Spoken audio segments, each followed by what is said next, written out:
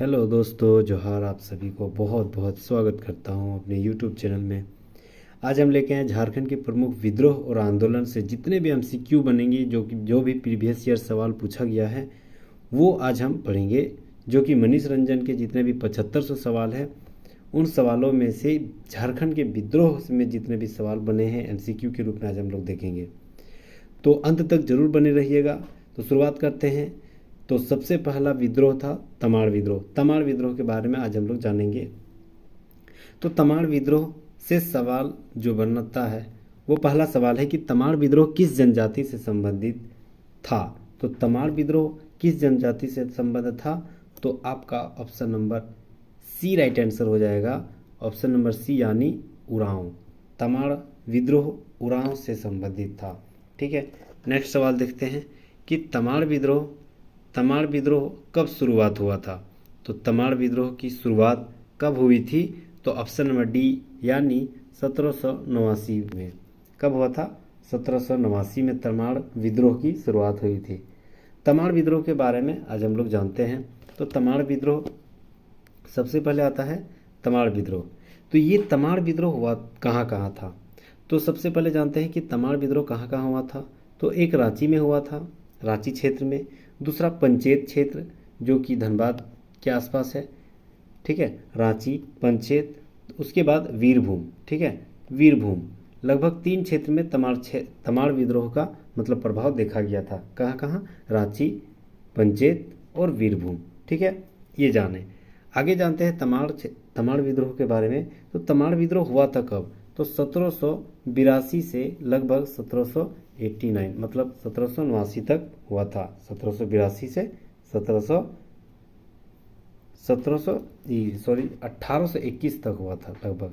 तो विद्रोह की शुरुआत, विद्रोह मतलब भयंकर विद्रोह कब हुआ था? 1789 में।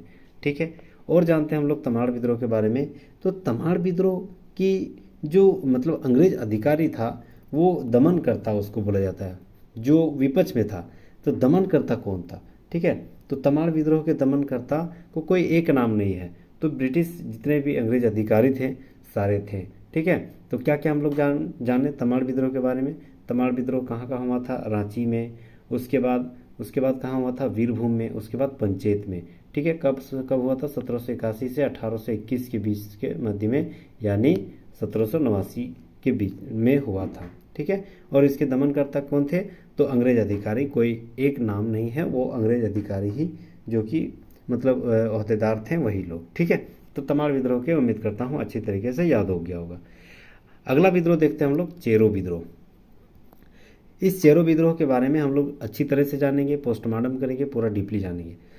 इसका सवाल है कि सन 1800 ईस्वी में चेरो विद्रोह किसके विरुद्ध शुरुआत हुआ था। तो सन 1817 में इसकी शुरुआत, एक चेरो विद्रोह की शुरुआत किसके विरुद्ध में हुआ था? तो एक राजा के विरुद्ध में हुआ था। ठीक है, तो राजा के विरुद्ध में हुआ था। आगे हम लोग जानेंगे। नेक्स्ट सवाल है कि कंपनी ने किसे अपदस्थ करके गोपाल राय को राजा बनाया। तो कंपनी ने किसे हटा दिया था? तो Jainath Singh. Option number C right answer हो जाएगा।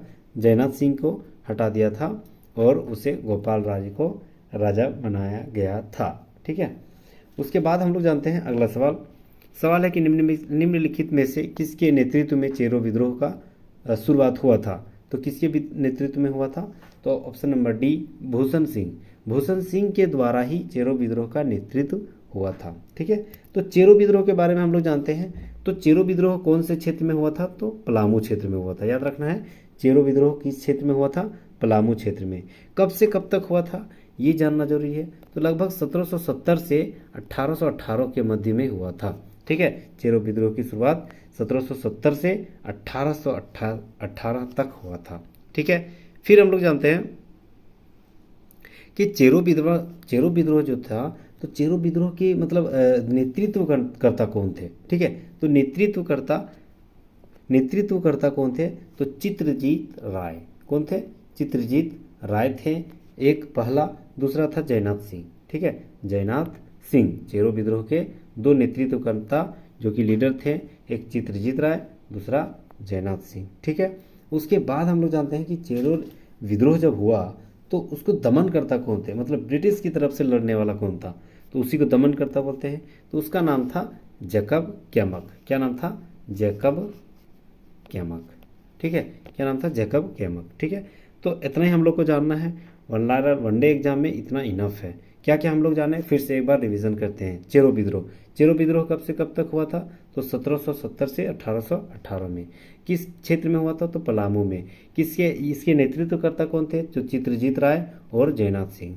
इसके दमनकर्ता कौन थे? तो जैकब कैमक इसके दमनकर्ता थे। उम्मीद करता हूँ बेहतर तरीके से समझ में आ गया होगा। ठीक है, आगे हम लोग देखते हैं अगला विद्रोह, हो विद्रोह के बारे में हम लोग जानेंगे पूरा डीपली। ठीक है, पहला इसका सवाल है कि सन 1821-22 में किस क्षेत्र में हो विद्रोह ने सिंहभूम के राजा को विरुद्ध विद्रोह किया था? तो किस क्षेत्र में हुआ था? तो option number C right answer हो जाएगा, यानी छोटा नागपुर क्षेत्र में। ठीक है, छोटा नागपुर क्षेत्र में हो विद्रोह की शुरुआत राजा के विरुद्ध हुआ था। आगे देखते हैं कि हो विद्रोह के समय कंपनी सेना की कमान किसके पास थी? ये बहुत इंपॉर्टेंट सवाल है। तो इस टाइम जो कंपनी की मतलब मैन अहदेदार जो मालिक था उस टाइम किसके हाथों में था? तो ऑप्शन नंबर डी यानी रफसेज। रफसेज नाम के एक ब्रिटिश अधिकारी के पास ये सारे कमान कंपनी का सारा कमान रफसेज के हाथों में था। किस टाइम? हो विद्रोह के वक्त में। ठीक है, आगे देखते हैं। ठीक है, तो अब हम लोग फिर हो विद्रोह के बारे में पूरा डीपली जानेंगे। ठीक है, तो हो विद्रोह सबसे पहले हम लोग जानते हैं कोल्हान किस क्षेत्र में हुआ है? तो कोल्हान क्षेत्र में हो विद्रोह का प्रभाव दिखा गया था। ठीक है, कोल्हान क्षेत्र यानी सिंहभूम हो गया, चाईबासा हो गया, है ना, सरायकेला खरसावां हो गया, उस क्षेत्र में देखा गया था कोल्हान क्षेत्र में हो विद्रोह। ठीक है, आगे जानते हैं कि हो विद्रोह का मतलब कब से कब तक हुआ था? तो अभी हम लोग सवाल में भी देखें कब से कब तक हुआ था। लगभग 1820 से 21 के बीच में। ठीक है ना, 1820 से 21 के बीच में लगभग हो विद्रोह का प्रभाव देखा गया था। और इसके जो मतलब नेता थे, तो इसके सबसे बड़े नेता जो कि झारखंड की तरफ से, तो उसका नाम था पोटो सरदार। क्या नाम था? तो पोटो सरदार के द्वारा नेतृत्व किया जा रहा था। ठीक है, हो विद्रोह का नेतृत्व करता पोटो सरदार के द्वारा हो रहा था। उसके बाद हम लोग जानते हैं कि इसके दमनकर्ता कौन थे? ब्रिटिश की तरफ से इसके दमनकर्ता कौन थे? तो इसके दमनकर्ता का नाम था क्या? मेजर रफसेज। नाम था मेजर रफसेज। ठीक है, मेजर रफसेज के द्वारा हो विद्रोह के दमनकर्ता को मतलब समाप्त कर दिया गया। ठीक है, फिर एक बार रिवीजन हम लोग करते हैं। क्या था? हो विद्रोह की शुरुआत 1820-21 में किस क्षेत्र में हुआ था? तो कोल्हान क्षेत्र में हुआ था। ठीक है, और यह जो है व्यवस्था मतलब शुरुआत किसके द्वारा, और सबसे बड़ा लीडर कौन था? तो पोटो सरदार। ठीक है, पोटो सरदार के द्वारा। और इसके दमनकर्ता कौन थे? तो मेजर रफसेज। ठीक है, मेजर रफसेज 1820-21 कोल्हान, पोटो सरदार, मेजर रफसेज। ठीक है, हो विद्रोह में इतना हम लोग को जानना है। अच्छी तरीके से हम लोग जान भी लिए। उम्मीद करता हूँ आपको एकदम अच्छी तरीके से याद भी हो रहा होगा और समझ में आ रहा होगा। तो प्लीज़ लाइक एंड सब्सक्राइब कर लीजिएगा। ठीक है, आगे देखते हैं। अगला है कोल विद्रोह के बारे में हम लोग जानते हैं। सबसे पहले जानते हैं कि कोल विद्रोह किसके विरुद्ध प्रारंभ हुआ था? तो कोल विद्रोह की शुरुआत किसके विरुद्ध में हुई थी? तो दीकू कौन था? जो कि बाहरी लोग था, झारखंड के अस्थायी निवासी नहीं थे। जो बाहरी लोग था वो किसी भी जाति से, उससे मतलब नहीं है, लेकिन बाहर का है और यहाँ आके मतलब पैसा जमा कर लिया, धन संपत्ति वो जमा करके यहाँ बड़ा आदमी बन गया और यहाँ के स्थानीय लोगों को ज़मीन हकदार ये सब मामले में ज़्यादातर मतलब गलत अत्याचार करने लगा। उसी को दीकू कहा जाता है। ठीक है, तो दीकू और जमींदार किसके? जिसके पास बहुत ज़्यादा ज़मीन है, वो अंग्रेजों का साथ देता था। तो इसी कोल विद्रोह का सबसे बड़ा विद्रोह अगर शुरुआत हुआ है तो दीकू और जमींदारों के शोषण के विरुद्ध था। ठीक है, तो option number D right answer हो जाएगा, यानी दीकू और जमींदार दोनों के विरुद्ध। दूसरा सवाल नंबर 2, मतलब कोल विद्रोह का दूसरा सवाल है कि कोल और कौन से जनजाति के संयुक्त विद्रोह था? मतलब कोल विद्रोह की जब शुरुआत हुई तो कोल विद्रोह में सिर्फ कोल भी जनजाति साथ में थोड़ी था, उसके साथ कोई एक मतलब जनजाति उसका साथ दे रहा था। तो कौन था? तो option number A right answer हो जाएगा, मुंडा जनजाति। मतलब मुंडा जनजाति और कोल जनजाति दोनों मिल के ही कोल विद्रोह की शुरुआत किया और अंतिम तक दमन किया उसका। नेक्स्ट देखते हैं कि कोल विद्रोह का नेतृत्व निम्नलिखित में से कौन नहीं कर रहा था। ऑप्शन नंबर यहाँ देखना है, सवाल में पूछ रहा है कि कौन नहीं कर रहा था। ठीक है, तो कौन नहीं कर रहा था, तो हम लोग जानते हैं कि कोल विद्रोह की नेतृत्व किसके द्वारा किया जा रहा था।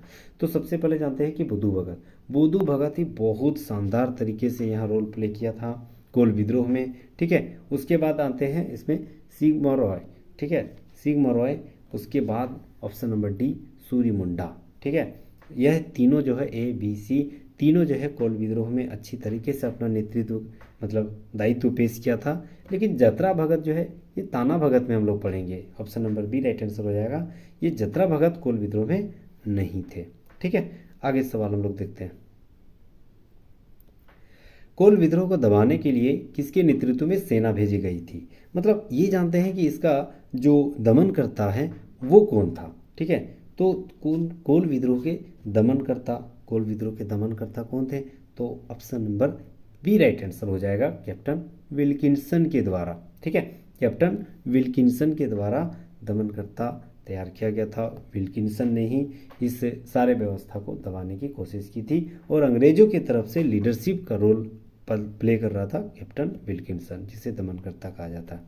आगे देखते हैं कि कोल विद्रोह के परिणाम स्वरूप कंपनी ने निम्नलिखित में से कौन सा कानून बनाया था। ये बहुत ही इंपॉर्टेंट सवाल है। तो कोल विद्रोह के परिणाम स्वरूप कंपनी ने रेगुलेशन एक्ट 8 बनाया गया था। ठीक है, रेगुलेशन एक्ट 8 बनाया गया था। ठीक है, किस विद्रोह के परिणाम था, यह कोल विद्रोह का परिणाम था। नेक्स्ट आते हैं कि कोल विद्रोह के बाद उस क्षेत्र को एक नया प्रशासनिक क्षेत्र घोषित किया गया। उसका प्रथम गवर्नर किसे नियुक्त किया गया था, तो किसे नियुक्त किया गया था, विल्किंसन, जो कि वहाँ के दमनकर्ता थे। उसे ही पहला गवर्नर उस क्षेत्र में उसको बना दिया गया था। नेक्स्ट आते हैं कि कोल विद्रोह की शुरुआत कब हुई थी। ठीक है, अब हम लोग जानते हैं कि कोल विद्रोह की शुरुआत कब हुई थी। तो कोल विद्रोह की शुरुआत हुई थी 1831-32 में। ठीक है, 1831-32 में। ये सवाल बहुत ज़्यादा पूछा जाता है। जानते हैं कि कोल विद्रोह किस क्षेत्र में सबसे ज़्यादा प्रभावित देखा गया था। तो कोल विद्रोह का सबसे ज़्यादा प्रभावित अगर देखा जाए तो हजारीबाग क्षेत्र में देखा गया था। हजारीबाग क्षेत्र में सबसे ज़्यादा कोल विद्रोह की प्रभावित देखा गया था। ठीक है, कब हुई थी, 1831-32। कहाँ हुई थी, हजारीबाग में। और इसके जो नेता थे, बहुत सारे नेता थे, अभी हम लोग पढ़ें। ठीक है, बुद्धू भगत थे और भी थे, जैसे सिंह रॉय, सूर्य मुंडा आदि, ऐसे बहुत सारे थे। विल्किंसन नाम के ब्रिटिश अधिकारी द्वारा इसे दमन कर दिया गया था। ठीक है, उम्मीद करता हूँ समझ में आ रहा होगा। आगे हम लोग पढ़ेंगे भूमिज विद्रोह। ठीक है, भूमिज विद्रोह के बारे में हम लोग अब जानते हैं। सबसे पहले जानते हैं कि भूमिज विद्रोह किस क्षेत्र में हुआ था। तो भूमिज विद्रोह जो है सिंहभूम क्षेत्र में हुआ था। याद रखना है, सिंहभूम किधर है, जमीन के जैसे झारखंड है तो झारखंड के दक्षिणी क्षेत्र में है। तो जो दक्षिणी क्षेत्र यहाँ से ऐसे देखा जाए तो ये वाला नीचे दिख रहा है। ठीक है, और भूमि भी नीचे ही रहता है, तो उससे याद रख सकते हैं। तो सिंहभूम क्षेत्र में भूमिज विद्रोह की मतलब प्रभावित देखी गई थी। ठीक है, उसके बाद जानते हैं कि ये हुआ था कब, तो 1832-33 में यह भूमिज विद्रोह का प्रभावित देखा गया था। कब, 1832-33 में। अब जानते हैं कि भूमिज विद्रोह की नेतृत्वकर्ता कौन थे। तो नेतृत्वकर्ता बहुत ही बड़ी नाम गंगा नारायण के द्वारा सबसे बड़ी नाम उस टाइम है ना। तो भूमिज विद्रोह जो है इसके सबसे बड़ा नेतृत्वकर्ता गंगा नारायण थे। ठीक है, तो गंगा नारायण। अब आते हैं कि इसके जो दमनकर्ता थे वो कौन थे।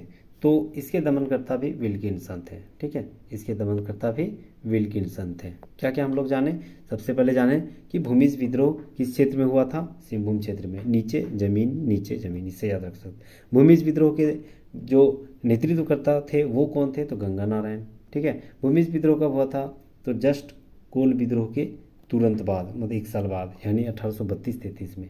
भूमिज विद्रोह के नेतृत्वकर्ता ये दमनकर्ता कौन थे, तो विल्किंसन। ठीक है, विल्किंसन। आगे हम लोग सवाल में आते हैं। सवाल है कि भूमिज विद्रोह को अंग्रेजों ने क्या कहा था।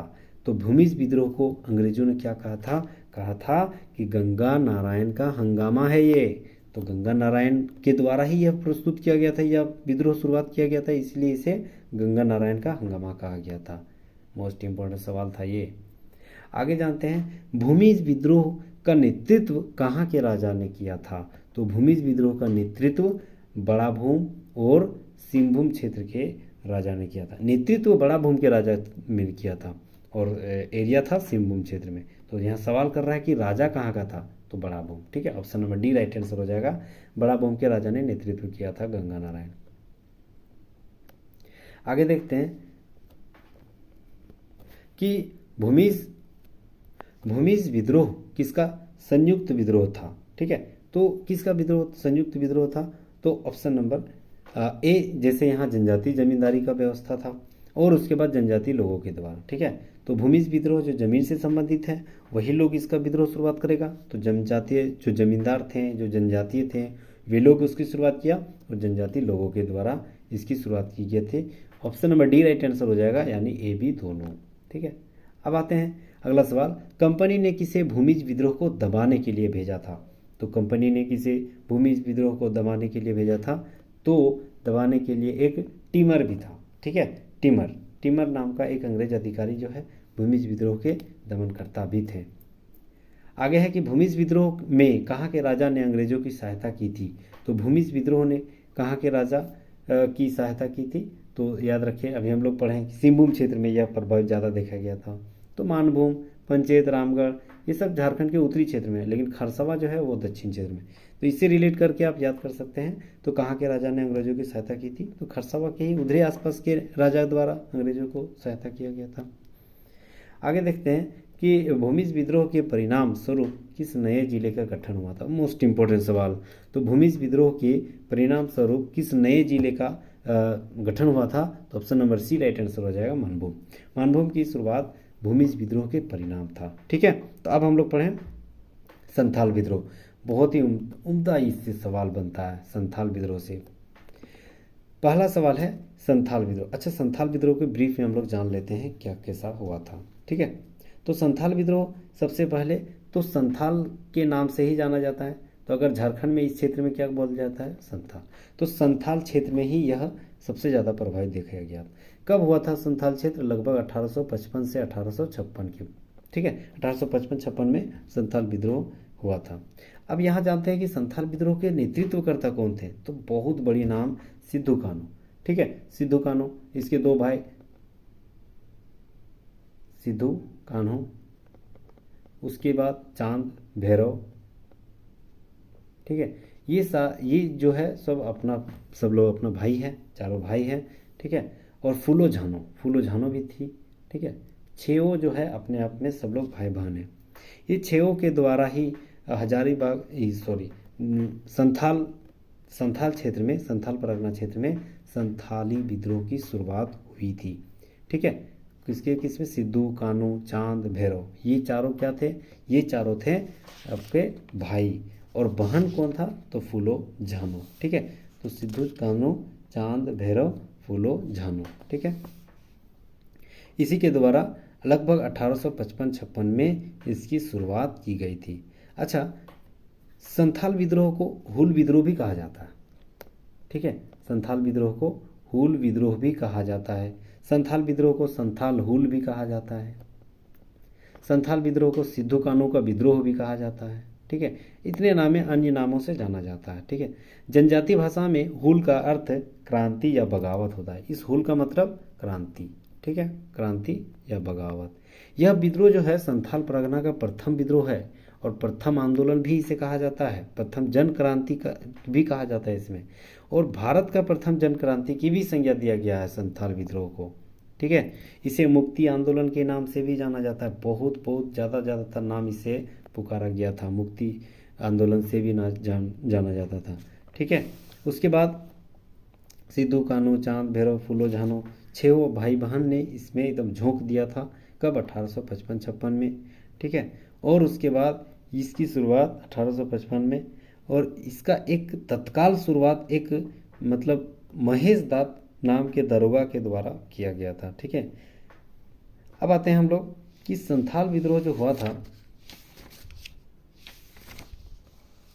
संथाल विद्रोह जो हुआ था उसके दमनकर्ता कौन थे? तो संथाल विद्रोह के दमनकर्ता अलेक्जेंडर थे। कौन थे? अलेक्जेंडर। ठीक है, सबसे पहले जाने कि शुरुआत कब हुई थी, तो 1855-56 में। किसके द्वारा किया गया था? तो सिद्धू कान्हू चांद भैरव और दो बहन फूलो झानो के द्वारा। ठीक है, इसे मुक्ति आंदोलन, इसे संथालों का पहला प्रथम आंदोलन, उसके बाद संथालों का संथाली क्षेत्र का पहला आंदोलन। ठीक है, इसे हूल विद्रोह, संथाल हूल, हूल का अर्थ क्या होता है? बगावत, भारत का प्रथम जन क्रांति आदि के नामों से जाना गया। ठीक है, और इसका दमनकर्ता कौन थे? अलेक्जेंडर। अब आते हैं हम लोग सवालों में। सवाल नंबर पहला, किस चीज़ का? संथाल विद्रोह का। झारखंड के किस क्षेत्र को दामिनी कोह कहा गया था? तो दामिनी कोह संथाल परगना क्षेत्र को कहा गया था। ठीक है, अकबर के टाइम से ही इस क्षेत्र में दामिनी कोह नाम मतलब प्रभाव में आ गया था। तो झारखंड में दामिनी कोह किस क्षेत्र में कहा गया था? संथाल परगना क्षेत्र में। अगला सवाल, संथाल समुदाय बंधुआ मजदूर को क्या कहते हैं? तो संथाल समुदाय बंधुआ मजदूर को क्या कहा जाता है? Option number C right answer हो जाएगा, कमियां कहा जाता है। क्या कहा जाता है? कमियां, कमियां बंधुआ मजदूर को कहा जाता है। अगला सवाल, सिद्धू कान्हू के नेतृत्व में कौन सा विद्रोह प्रारंभ हुआ? तो अभी हम लोग पढ़ें संथाल विद्रोह। नेक्स्ट है, निम्नलिखित में से किस विद्रोह का नारा था कि करो या मरो, अंग्रेजों हमारी माटी छोड़ो? किसके द्वारा यह मतलब कौन से विद्रोह के द्वारा यह नारा प्रस्तुत में आया था? तो ऑप्शन नंबर सी यानी संथाल विद्रोह। ठीक है, संथाल विद्रोह में यह नारा बहुत ही प्रसिद्ध था, करो या मरो, अंग्रेजों हमारी माटी छोड़ो। नेक्स्ट सवाल है, सिद्धू एवं कान्हू को कहाँ फांसी दे दी गई थी? तो सिद्धू और कान्हू को कहाँ फांसी दे दी गई थी? बरहेट में, बरहेट क्षेत्र में सिद्धू कान्हू को फांसी दे दी गई थी। ठीक है, अब आते हैं संथाल विद्रोह के परिणाम स्वरूप कब विविधत संथाल परगना जिले की स्थापना हुई? तो कब हुई थी? तो लगभग ऑप्शन नंबर सी 30 नवंबर 1856 को। ठीक है, संथाल परगना क्षेत्र का एक जिला घोषित कर दिया गया था। कब हुआ था? इसी विद्रोह का परिणाम 30 नवंबर 1856 को। अब आते हैं अगला सवाल कि संथाल परगना का प्रथम जिलाधीश किसे नियुक्त किया गया था? तो संथाल परगना का प्रथम जिलाधीश एस्ली एडन को चुना गया था। किसे चुना गया था? एस्ली एडन को। नेक्स्ट सवाल है कि प्रतिवर्ष हूल अथवा संथाल विप्लव दिवस कब मनाया जाता है? तो प्रतिवर्ष कब मनाया जाता है? 30 जून को। 30 जून को हूल एवं संथाल विप्लव दिवस के रूप में मनाया जाता है। नेक्स्ट सवाल है, नेक्स्ट विद्रोह है सरदारी विद्रोह। सरदारी विद्रोह कब हुआ था? तो 1858 से 95 के मध्य सरदारी विद्रोह हुआ था। ठीक है, और इसके जो सरदार थे, बहुत सारे सरदारों के मिल के द्वारा यह आंदोलन की शुरुआत हुई थी। तो सवाल नंबर पहला सरदारी आंदोलन का सवाल है कि झारखंड क्षेत्र में सन 1859 से 1881 के मध्य चला आंदोलन को किस नाम से जाना जाता है? तो सरदारी आंदोलन। ठीक है, तो सरदारी आंदोलन के नाम से जाना जाता है। अगला सवाल, किसने अपनी पुस्तक द मुंडाज में सरदारी आंदोलन का उल्लेख किया है? तो किसने किया है? Option number C AC Roy. AC Roy ने अपनी पुस्तक में सरदारी आंदोलन का उल्लेख किया। वो पुस्तक का नाम क्या था? द मुंडाज। नेक्स्ट सवाल है कि निम्नलिखित में से क्या सरदारी आंदोलन का उद्देश्य नहीं था? क्या नहीं था? तो क्या नहीं था? सबसे पहले जानते हैं जाति प्रथा समाप्ति। उस टाइम जाति प्रथा का उतना मतलब प्रभावित में नहीं था। यह लोग अपने आप में जो कुचलाव हो रहा था, दब रहा था, ये सारे व्यवस्था के लिए ही यह आंदोलन चली थी, लेकिन जाति प्रथा का उतना प्रभाव नहीं था। तो option number A right answer हो जाएगा, जाति प्रथा की समाप्ति के लिए यह आंदोलन नहीं था। इसके आंदोलन बेगारी प्रथा में के विरोध थी, जमींदारों को भगाना के सोचने था, और भूमि प्रबंधन जैसे समस्या को इसी के कारण यह आंदोलन शुरुआत हुई थी।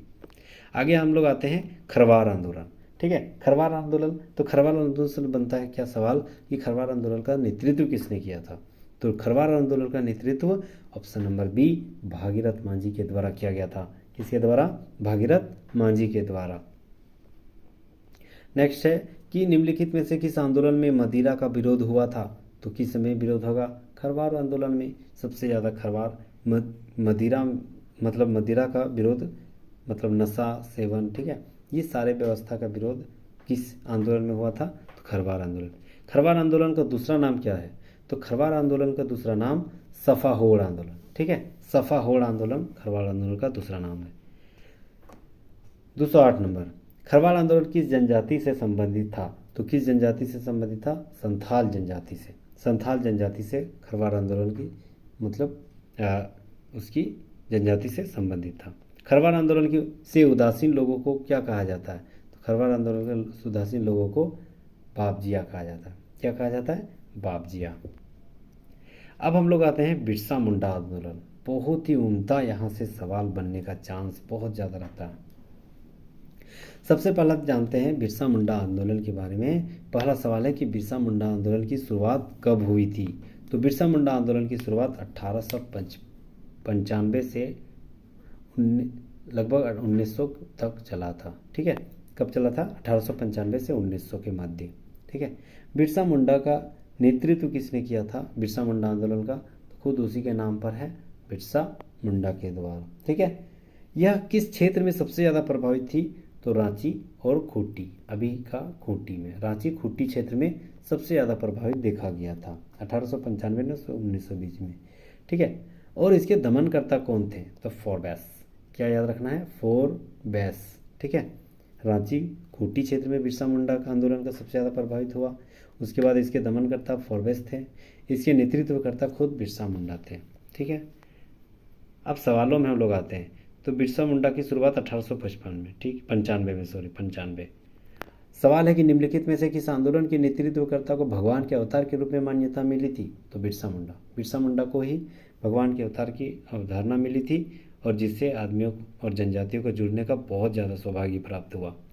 नेक्स्ट सवाल है कि बिरसा मुंडा आंदोलन किसके विरुद्ध किया गया था? तो किसके विरुद्ध करेगा? साहूकारों के विरुद्ध, दिकुओं के विरुद्ध और जमींदारों के विरुद्ध, तीनों के विरुद्ध। Option number D right answer हो जाएगा।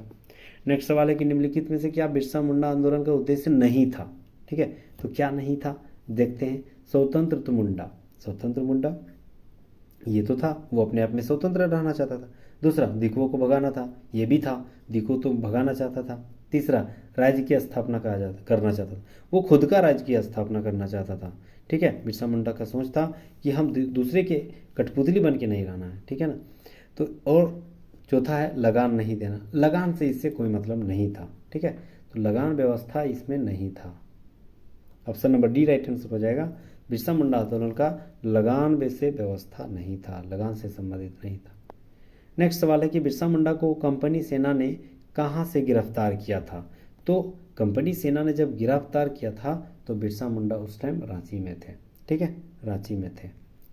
नेक्स्ट सवाल है कि बिरसा मुंडा आंदोलन के दौरान अंग्रेजों पर दूसरी बार कब हमला हुआ? तो अंग्रेजों पर दूसरी बार 25 दिसंबर 1897 को दूसरी बार अटैक हुआ था, हमला हुआ था। नेक्स्ट सवाल है कि बिरसा मुंडा आंदोलन के परिणाम स्वरूप 1908 में किसे अनुमंडल बनाया गया? ठीक है, तो किसे अनुमंडल बनाया गया था? तो गुमला को अनुमंडल बना दिया गया था। नेक्स्ट सवाल है कि निम्नलिखित में से किस आंदोलन के परिणाम स्वरूप पहली बार भूमि संबंधित व्यवस्था मुंडारी खूंटकटीदार व्यवस्था को लागू किया गया था? तो भूमि खूंटकटीदार की व्यवस्था को लागू करने का सबसे बड़ा स्रोत बिरसा मुंडा के आंदोलन के परिणाम स्वरूप ही था। अब हम लोग आते हैं ताना भगत आंदोलन, ठीक है। ताना भगत आंदोलन, ये ताना भगत आंदोलन कब शुरुआत हुआ था? 1914 में, ठीक है, 1914 में। इसके नेतृत्व कौन थे? जतरा भगत, ठीक है, जतरा भगत, 1914 जतरा भगत। अब आते हैं हम लोग सवाल में। सवाल है कि निम्नलिखित में से किस आंदोलन के संबंध में कहा जाता है कि वह बिरसा मुंडा आंदोलन से जन्म था? मतलब बिरसा मुंडा के तत्काल मतलब 10-12 साल के बाद ही हो गया, क्योंकि बिरसा मुंडा 1900 ईस्वी में लगभग समाप्त हो गया था। तो 1914 में शुरुआत हो गई, मतलब 14 साल के बाद ही तत्काल शुरुआत हुआ। इसीलिए इसको क्या बोला गया कि बिरसा मुंडा आंदोलन का ही जन्मदाता है कौन? ताना भगत। तो ये Tana Bhagat, option number A right answer हो जाएगा, ताना भगत, ठीक है। बिरसा मुंडा के जन्मदाता, आंदोलन के जन्मदाता इसी को बोला जाता। सवाल अगला है कि ताना भगत आंदोलन कब शुरुआत हुई थी? अभी हम लोग पढ़े 1914। सवाल है कि ताना भगत किस जनजाति की एक शाखा थी? तो ताना भगत की किस एक जनजाति की? उरांव जनजाति की। जतरा भगत किस आंदोलन के नेतृत्व करता थे? तो Tana Bhagat. Option number C right answer है। नेक्स्ट है कि निम्नलिखित में से किस आंदोलनकारियों ने महात्मा गांधी को राष्ट्रीय आंदोलन में अपना सहयोग दिया था? तो ताना भगत के द्वारा। ताना भगत में तब तक राष्ट्रीय आंदोलन प्रचम में था और उस टाइम राष्ट्रीय आंदोलन में ताना भगत ने बढ़ चढ़ कर हिस्सा लिया था, यहाँ तक कि यहाँ से अपना पैसा जमा करके भी महात्मा गांधी को भेंट दिया गया था। अब हम लोग आते हैं 1857 का विद्रोह। ठीक है, 1857 की विद्रोह झारखंड में क्या व्यवस्था थी और झारखंड से संबंधित जितने भी एमसीक्यू है वो आज हम लोग पढ़ेंगे। सवाल पहला है कि 1857 के विद्रोह झारखंड के देवघर क्षेत्र के कौन से गांव में शुरुआत हुई थी? तो कौन से गांव में? ऑप्शन नंबर डी रोहिणी गांव से। ठीक है, रोहिणी गांव से शुरुआत हुई थी। रोहिणी गांव देवघर से। अगला सवाल, 1857 के विद्रोह के क्रम में सर्वप्रथम किस मेजर की हत्या की गई थी? तो किस मेजर की हत्या? Major Leslie. मेजर लेस्ली की सर्वप्रथम हत्या हुई। उसके बाद यह विद्रोह जो है पूरे झारखंड में प्रचम में था। नेक्स्ट है कि रामगढ़ बटालियन का मुख्यालय कहाँ था? तो रामगढ़ बटालियन का मुख्यालय रांची में थी। रामगढ़ बटालियन के मुख्यालय रांची में। 1857 के विद्रोह के दौरान सुरेंद्र शाही ने कहाँ से नेतृत्व किया था? सुरेंद्र शाही ने हजारीबाग से नेतृत्व किया था। नेक्स्ट है कि 1857 में रांची का कमिश्नर कौन था? तो 1857 में रांची का कमिश्नर डॉल्टन था। ठीक है, डॉल्टन।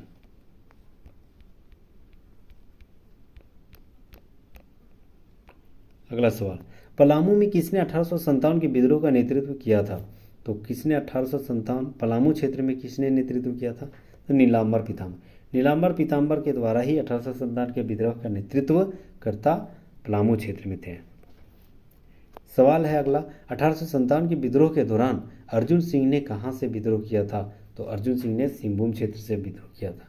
ठीक है, यहाँ भी सिंह है, अर्जुन सिंह और सिंहभूम, इसे याद रख सकते हैं। नेक्स्ट है कि झारखंड में मार्शल लॉ कब लागू हुआ था? तो झारखंड में martial law option number D यानी 10 अगस्त 1857। 10 अगस्त 1857 को झारखंड में मार्शल लॉ लागू हुआ था। अगला सवाल, रांची के निकट टैगोर हिल पर निम्नलिखित में से किसे फांसी दिया गया? तो रांची में उमराव सिंह और टिकट शेख भिखारी और उमराव सिंह और शेख भिखारी को टैगोर हिल में फांसी दे दी गई थी। अगला सवाल, 1857 विद्रोह के दौरान अंग्रेजों ने किस मंदिर की संपत्ति जब्त कर ली थी? तो 1857 में किस मंदिर में जब्त कर ली थी? जगन्नाथपुर मंदिर। ठीक है, अंग्रेजों ने इसी मंदिर में अपनी संपत्ति को जब्त कर लिया था। पूरे सिंहभूम क्षेत्र में 1857 की ईस्वी की क्रांतिकारियों के सर्वमान्य नेता कौन था? तो पूरे सिंहभूम क्षेत्र में सिंहभूम अर्जुन सिंह। ठीक है, इसे याद रख सकते हैं। अब हम लोग आते हैं विविध में।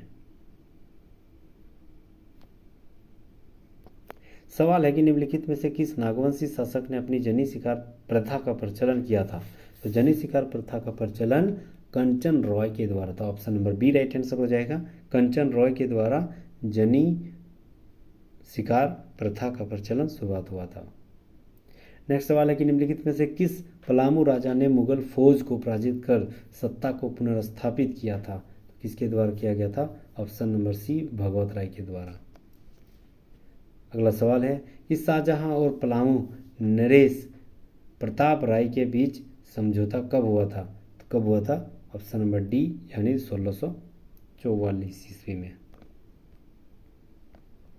आगे है कि 1692 ईस्वी में औरंगजेब और किस शासक के बीच समझौता हुआ था? तो किस शासक के बीच समझौता हुआ था? ऑप्शन नंबर सी यानी रामशाह के द्वारा। आगे है कि चुआर विद्रोह कब हुआ था? तो चुआर विद्रोह कब हुआ था? 1769 में। Option number C right answer हो जाएगा। 1769 में चुआर विद्रोह की शुरुआत हुई थी। 1775 ईस्वी में पलामू, रामगढ़ और छोटानागपुर के लिए सिविल कलेक्टर किसे नियुक्त किया गया?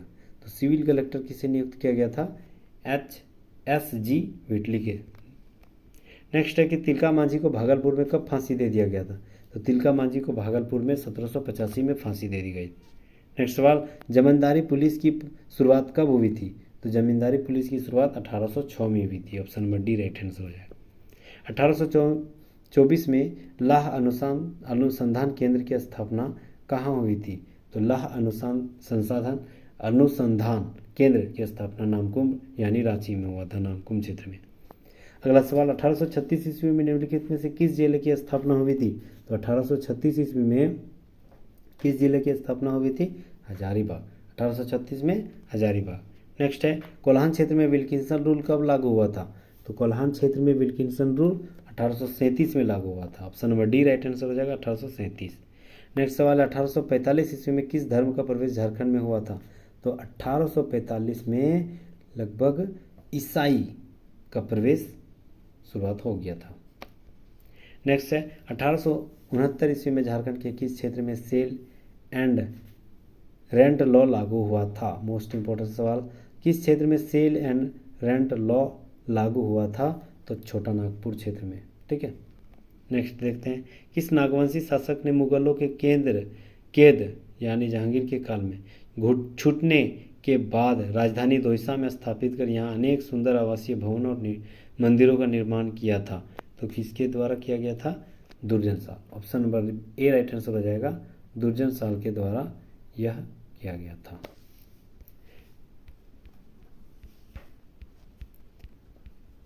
अंतिम कुछ सवाल है, देख लेते हैं।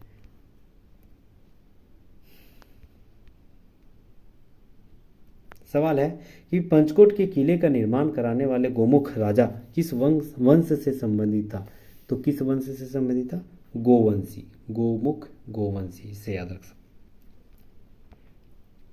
छोटा नागपुर पठारी क्षेत्र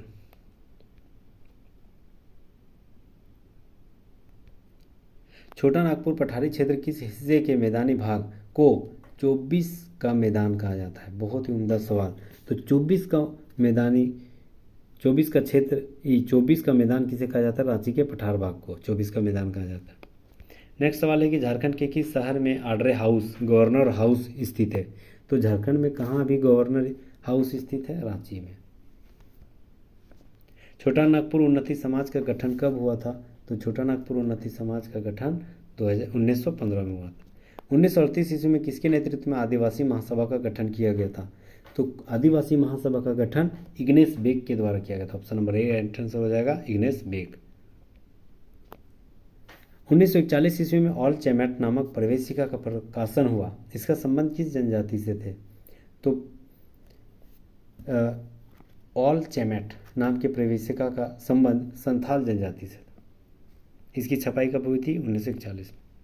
नेक्स्ट है, ऑल इंडिया झारखंड पार्टी का गठन कब हुआ था?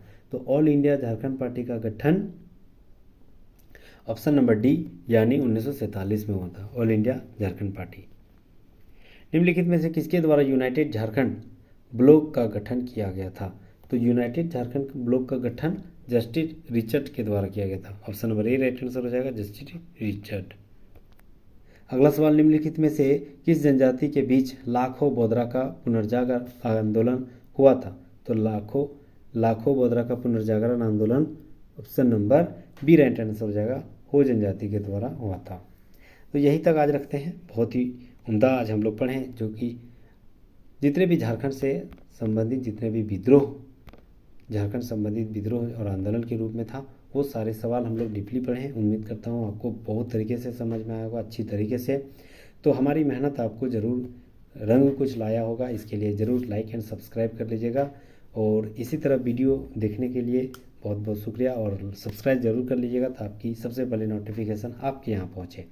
इसके बाद हम लोग आगे वाले जितने भी विद्रोह है उससे संबंधित जितने भी सवाल हैं वो हम लोग देखेंगे। Thank you so much.